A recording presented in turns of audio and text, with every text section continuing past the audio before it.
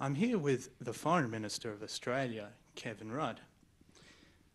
Minister, recently you've mentioned the third way of dealing with China. Since 1972, Australia and China have enjoyed a good bilateral relationship. Can you tell us what is the third way of dealing with China and how will it serve to strengthen the relationship? Well, we've had a great relationship with China going back nearly 40 years. There's been huge growth in the economic contact, huge growth in the political contact, huge growth in the foreign policy contact, people to people. I hear Mandarin spoken more on the streets of Sydney now than I hear most other foreign languages. So that's all terrific.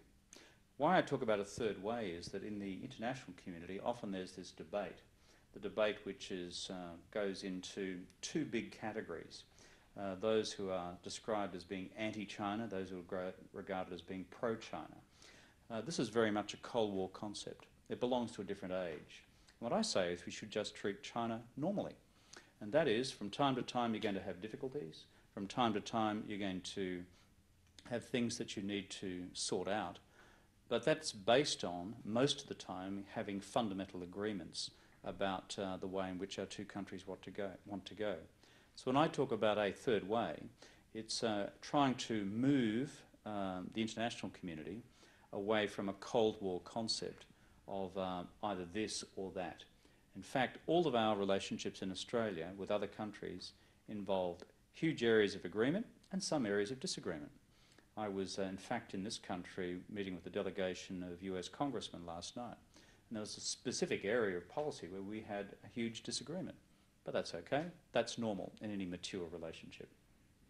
Do Australia and China have any large areas of disagreement at the moment?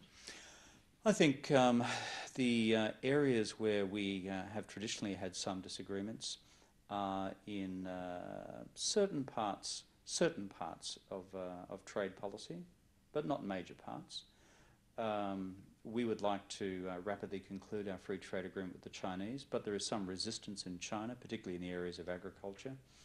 We say that's actually nothing to be concerned about, because while Australia looks big on the map, frankly, our agricultural exports are tiny compared with China's domestic agricultural production.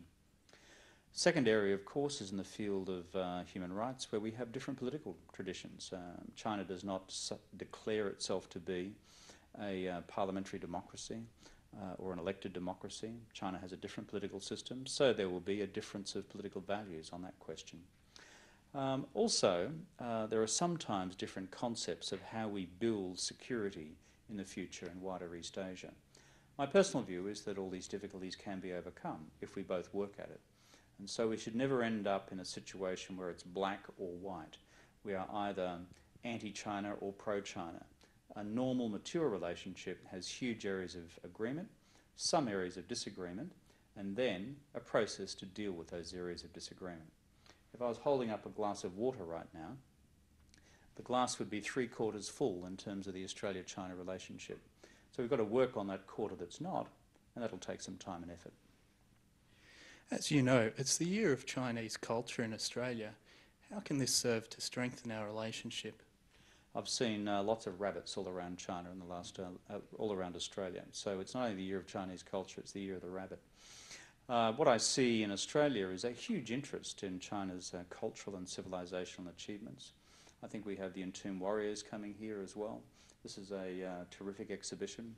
I've been fortunate enough to see them in Xi'an. In fact, when I went to Xi'an years ago, you could actually walk down and stand among the warriors in the tomb itself.